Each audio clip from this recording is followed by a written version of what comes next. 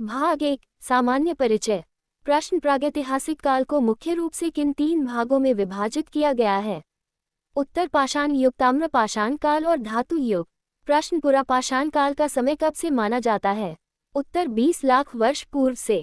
प्रश्न पुरा पाषाण काल के मनुष्य मुख्य रूप से किस गतिविधि पर निर्भर थे? उत्तर आखेटक यानी शिकार एवं खाद्य संग्राहक के रूप में। प्रश्न किस काल में आग का आविष्कार हुआ लेकिन मनुष्य उसके प्रयोग से अनभिज्ञ था? उत्तर पुरापाषाण काल में। प्रश्न पुरापाषाण काल में भारत में किस पक्षी के होने के प्रमाण मिलते हैं? उत्तर शुतुरमुर्ग। प्रश्न पुरापाषाण काल का मनुष्य किस जाति या रेस से संबंधित माना जाता है? उत्तर नेग्रिटो जाति। भाग 2 निम्न पुरापाषाण काल। प्रश्न निम्न पुरापाषाण काल में मुख्य रूप से किस पत्थर का उपयोग उपकरण बनाने में किया जाता था? उत्तर क्वार्ट्जाइट पत्थर। प्रश्न चापर चापिंग पेबुल संस्कृति के साक्ष्य कहाँ से प्राप्त हुए हैं? उत्तर सोहन नदी घाटी पंजाब से। प्रश्न हैंड एक्स यानी हस्त कुल्हाड़ी संस्कृति के उपकरण कहाँ से प्राप्त हुए हैं? उत्तर मद्रास के निकट से। प्रश्न भारत में प्रथम हस्त कुल्हाड़ी की खोज किसने और कब की थी? उत्तर रॉबर्ट ब्रूसफुट ने 1863 में। प्रश्न रॉबर्ट ब्रूसफुट को किस नाम से जाना जाता है? उत्तर भारतीय प्रागैतिहासिक पुरातत्व का जनक। प्रश्न प्रथम हस्त कुल्हाड़ी मद्रास के किस स्थान से प्राप्त हुई थी? उत्तर पल्लवरम से। प्रश्न वह कौन सी नदी घाटी है जहां निम्न पुरापाषाण काल से नवपाषाण काल तक के उपकरण और जीवाश्म मिले हैं? उत्तर बेलन नदी घाटी मिर्जापुर उत्तर प्रदेश। प्रश्न प्रथम मानव कपाल यानी होमो इरेक्ट्स के साक्ष्य कहाँ से मिले हैं? उत्तर हथनोरा ग्राम नर्मदा नदी घाटी मध्य प्रदेश। प्रश्न पुरापाषाण काल का एक अन्य महत्वपूर्ण स्थल कौन सा है जो स्क्रीनशॉट में वर्णित है? उत्तर हुसंगी ग्राम। भाग 3 मध्य एवं उच्च पुरापाषाण काल। प्रश्न मध्य पुरापाषाण काल का समय क्या माना गया है? उत्तर 80,000 वर्ष पूर्व। प्रश्न मध्य पुरापाषाण काल में किन पत्थरों का उपयोग बढ़ा? उत्तर जैस्पर, फ्लिंट एवं चर्ट पत्थर। प्रश्न पत्थर को तोड़कर बनाए गए फलक औजारों के कारण इस काल को क्या कहा जाता है? उत्तर फलक संस्कृति। प्रश्न फलक संस्कृति के महत्वपूर्ण स्थल कौन से हैं? उत्तर चकिया, वाराणसी, बेलन घाटी, इलाहाबाद, पलामू झारखंड, भीमबेटका मध्य प्रदेश और नेवासा महाराष्ट्र। प्रश्न आधुनिक मानव होमो सेपियंस का उद्भव किस काल में हुआ? उत्तर उच्च पुरापाषाण काल में। प्रश्न उच्च पुरापाषाण काल के प्रमुख औजार कौन से थे? उत्तर ब्लेड। प्रश्न प्राचीनतम गुफा शैलाश्रय और गुफा चित्रकारी के साक्ष्य कहाँ से मिले हैं? उत्तर भीमबेटका, रायसेन जिला मध्य प्रदेश। मध्यपाषाण काल। प्रश्न मध्यपाषाण काल के छोटे आकार के उपकरणों को क्या कहा जाता है? उत्तर माइक्रोलिथ। प्रश्न मानव अस्थि पंजक का प्रथम साक्ष्य कहाँ से प्राप्त हुआ है? उत्तर सराय नाहर राय और महादहा प्रतापगढ़ उत्तर प्रदेश। प्रश्न मध्यपाषाण काल का सबसे बड़ा स्थल कौन सा है? उत्तर बागौर, भीलवाड़ा, राजस्थान। प्रश्न मनुष्य द्वारा पशुपालन की शुरुआत के प्रथम साक्ष्य कहाँ से मिलते हैं? उत्तर आदमगढ़ मध्य प्रदेश और बागौर राजस्थान। नवपाषाण काल। प्रश्न नवपाषाण काल का मुख्य पत्थर का औजार कौन सा था? उत्तर सेठ। प्रश्न मनुष्य द्वारा कृषि की शुरुआत का प्रथम साक्ष्य कहाँ से प्राप्त हुआ है? उत्तर मेहरगढ़, बलूचिस्तान, पाकिस्तान। प्रश्न भारतीय उपमहाद्वीप की प्रथम मानव बस्ती और स्थायी जीवन का प्रथम साक्ष्य कहाँ मिला है? उत्तर मेहरगढ़ में। प्रश्न मेहरगढ़ से किन फसलों की खेती के प्रमाण मिले हैं? उत्तर जौ, गेहूं और कपास। प्रश्न नवपाषाण काल के किन स्थलों से मकानों के वर्गाकार एवं आयताकार अवशेष मिले हैं? उत्तर मेहरगढ़ से। प्रश्न कैटल हुयुक नामक प्राचीन नवपाषाण स्थल कहाँ स्थित है? उत्तर कोन्या, तुर्की में। प्रश्न गट आवास यानी जमीन के अंदर बने घर के लिए कौन सा स्थल प्रसिद्ध है? उत्तर बुर्जहोम, जम्मू कश्मीर। प्रश्न किस स्थान पर कब्रों में मालिक के साथ कुत्तों को दफनाने के साक्ष्य मिले हैं? उत्तर बुर्जहोम, जम्मू कश्मीर में। प्रश्न धान यानी चावल की खेती का प्राचीनतम साक्ष्य कहाँ से प्राप्त हुआ है? उत्तर कोलदेहवा, प्रयागराज उत्तर प्रदेश। प्रश्न बिहार का वह कौन सा स्थल है जो नवपाषाण काल से संबंधित है? उत्तर चिरांद। महापाषाण एवं ताम्रपाषाण काल। प्रश्न कब्र के चारों ओर पत्थर के टुकड़ों की गोलाकार आकृति को क्या कहते हैं? उत्तर संगोरा वृत्त। प्रश्न सिंगल चैम्बर वाले मेगालिथिक मकबरे को क्या कहा जाता है? उत्तर डोलमेन। प्रश्न मेनहिर क्या है और यह कहाँ प्रसिद्ध है? उत्तर ये खड़े पत्थर हैं जो पश्चिमी यूरोप में प्रसिद्ध हैं। प्रश्न दक्षिण भारत में महापाषाण संरचनाओं की शुरुआत कब हुई थी? उत्तर लगभग 3000 ईसा पूर्व में। प्रश्न ताम्रपाषाण युग में औजार किन चीजों से बने होते थे? उत्तर पत्थर एवं तांबे से। प्रश्न मनुष्य द्वारा सबसे पहले किस धातु का प्रयोग किया गया?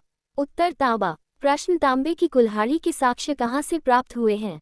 उत्तर आतिरपक्कम मद्रास से। धातु युग। प्रश्न गंगा घाटी ताम्रनिधि किसे कहा जाता है?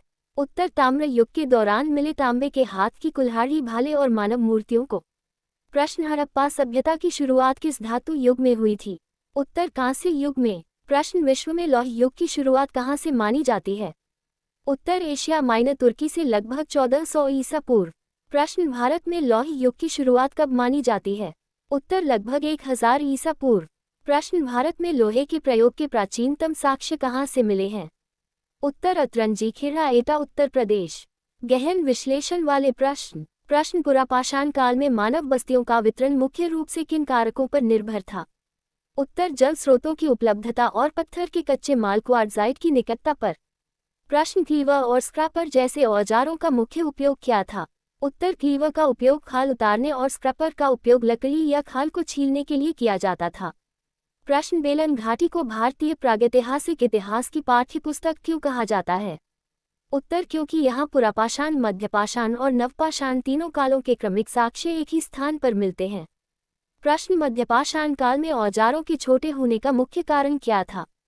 उत्तर हिमयुग के अंत के बाद छोटे और फुर्तीले जानवरों का शिकार करने के लिए उन्हें तीरों या भालों के आगे जोड़कर उपयोग करना। प्रश्न बागौर और आदमगढ़ के पशुपालन साक्ष्यों से मानव जीवन में क्या बड़ा बदलाव आया? उत्तर मानव अब केवल शिकारी नहीं रहा, बल्कि उसने प्रकृति पर नियंत्रण करना शुरू कर दिया, जो स्थायी जीवन की पहली सीढ़ी थी। प्रश्न सराय नाहर राय से प्राप्त साक्ष्यों में युद्ध या बाह्य आक्रमण का संकेत कैसे मिलता है?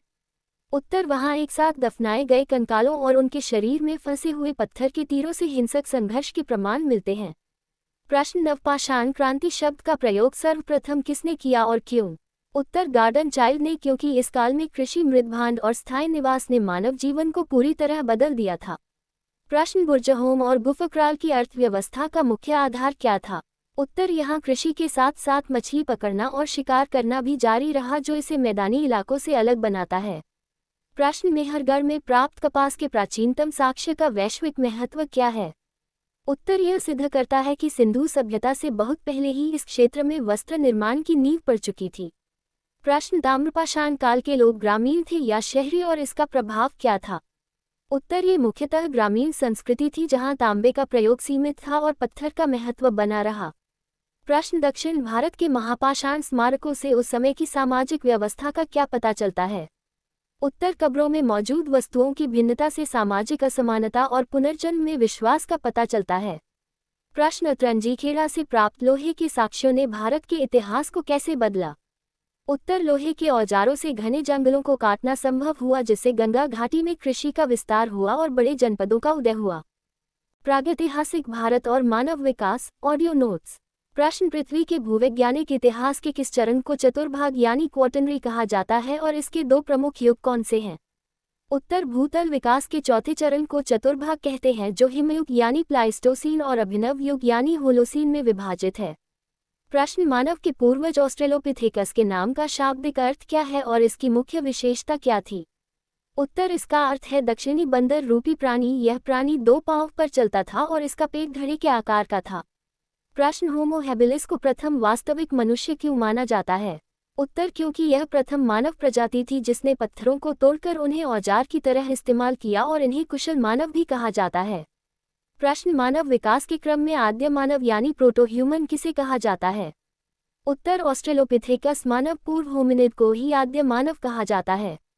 प्रश्न ऑस्ट्रेलोपिथेकस से होमो हैबिलिस तक मानव मस्तिष्क की क्षमता में क्या बदलाव आया? उत्तर ऑस्ट्रेलोपिथेकस का मस्तिष्क लगभग 400 घन सेंटीमीटर था, जो होमो हैबिलिस में बढ़कर 500 से 700 घन सेंटीमीटर हो गया। प्रश्न पाषाण काल के निम्न, मध्य और उच्च विभाजन का मुख्य आधार क्या है? उत्तर यह विभाजन मुख्य रूप से पत्थर के औजारों की तकनीक और जलवायु परिवर्तन पर आधारित है। प्रश्न भारत में नेग्रिटो जाति के पुरापाषाण कालीन अवशेष किस बात की पुष्टि करते हैं? उत्तर ये दर्शाता है कि भारत में प्रारंभिक मानव का आगमन और विकास अफ्रीकी होमिनिड्स के समांतर या उनसे प्रेरित था। प्रश्न हथनोरा नर्मदा घाटी से प्राप्त होमो इरेक्ट्स का साक्ष्य क्यों अद्वितीय है? उत्तर क्योंकि यह पूरे भारतीय उपमहाद्वीप में प्राचीनतम मानव जीवाश्म का एकमात्र ठोस प्रमाण है। प्रश्न मेहरगढ़ को सिंधु सभ्यता की जननी के प्रारंभिक चरण के रूप में क्यों देखा जाता है? उत्तर क्योंकि यहाँ से प्राप्त स्थायी बस्ती कृषि और आयताकार घरों के साक्ष्य आगे चलकर शहरीकरण का आधार बने। प्रश्न बुर्जहों में गर्त आवास यानी जमीन के अंदर बने घरों की तकनीक का क्या लाभ था? उत्तर यह कश्मीर की अत्यधिक ठंड से बचने के लिए एक प्राकृतिक इंसुलेशन का कार्य करती थी। प्रश्न ताम्रपाषाणकालीन संस्कृतियों जैसे आहार या गिलूट के पतन का मुख्य पर्यावरणीय कारण क्या था? उत्तर वर्षा की कमी और नदियों का सूखना इन ग्रामीण संस्कृतियों के लुप्त होने का मुख्य कारण माना जाता है। प्रश्न भारत में लौह युग के आगमन ने द्वितीय नगरीकरण को कैसे जन्म दिया? उत्तर लोहे के हलों से कठोर भूमि की जुताई संभव हुई जिससे अधिशेष अनाज उत्पादन हुआ और व्यापार व शहरों का विकास हुआ। प्रश्न रामापिथेकस और शिवापिथेकस के जीवाश्म भारत में कहाँ पाए गए हैं? उत्तर ये शिवालिक की पहाड़ियों में पाए गए हैं जो लंगूर जैसे जीवों और मानव के बीच की कड़ी माने जाते हैं। प्रश्न होमो इरेक्ट्स प्रजाति होमो हैबिलिस से तकनीकी रूप से कैसे श्रेष्ठ थी? उत्तर होमो इरेक्ट्स का अर्थ है सीधा खड़ा होने वाला मानव। इसने लंबी दूरी की यात्राएं की और आग के उपयोग की पद्धति खोजी। प्रश्न निएंडरथल मानव की दिमागी क्षमता कितनी थी? उत्तर निएंडरथल मानव का मस्तिष्क 1200 से 1800 घन सेंटीमीटर के बीच था। प्रश्न आधुनिक मानव यानी होमो सेपियंस का उदय कब और कहाँ हुआ? उत्तर इनका उदय लगभग 1,15,000 वर्ष पूर्व दक्षिण अफ्रीका में पाषाण युग के अंतिम चरण के दौरान हुआ। प्रश्न मध्य पुरापाषाण काल में जैस्पर और चर जैसे पत्थरों के प्रयोग का क्या महत्व था? उत्तर इससे औजार पहले की तुलना में अधिक पैने और छोटे बनने लगे जिन्हें फलक उपकरण कहा जाता है। प्रश्न उत्तर भारत की सोहन संस्कृति और दक्षिण भारत की मद्रास संस्कृति में मुख्य अंतर क्या है? उत्तर सोहन संस्कृति पेबल औजारों के लिए प्रसिद्ध है जबकि मद्रास संस्कृति हैंड एक्स यानी हस्त कुठार के लिए जानी जाती है। प्रश्न मानव की रचनात्मकता और चित्रकला के प्राचीनतम प्रमाण कहाँ मिलते हैं? उत्तर उच्च पुरापाषाण काल के दौरान भीमबेटका जैसे स्थलों पर नक्काशी और चित्रकला के प्रमाण मिलते हैं। प्रश्न कोल्देहवा उत्तर प्रदेश का धान साक्ष्य वैश्विक स्तर पर क्यों महत्वपूर्ण है? उत्तर ये दर्शाता है कि भारतीय उपमहाद्वीप में चावल की खेती स्वतंत्र रूप से लगभग 6 से 7 हजार ईसा पूर्व से हो रही थी। प्रश्न अतरंजीखेड़ा में लोहे के साथ मिले गैरिक मृदभान किस बात की पुष्टि करते हैं? उत्तर ये ताम्रपाषाण काल और लौह युग के बीच के संक्रमण और उत्तर भारत में आर्यों के विस्तार के प्रारंभिक चरणों को दर्शाते हैं। भाग 1 पृथ्वी का भूवैज्ञानिक इतिहास और मानव उद्भव। प्रश्न पृथ्वी के भूवैज्ञानिक इतिहास के किस चरण को चतुर्भाग यानी क्वार्टनरी कहा जाता है और इसके दो प्रमुख युग कौन से हैं? उत्तर भूतल विकास के चौथे चरण को चतुर्भाग कहते हैं जो हिमयुग यानी प्लाइस्टोसीन और अभिनव युग यानी होलोसीन में विभाजित है। प्रश्न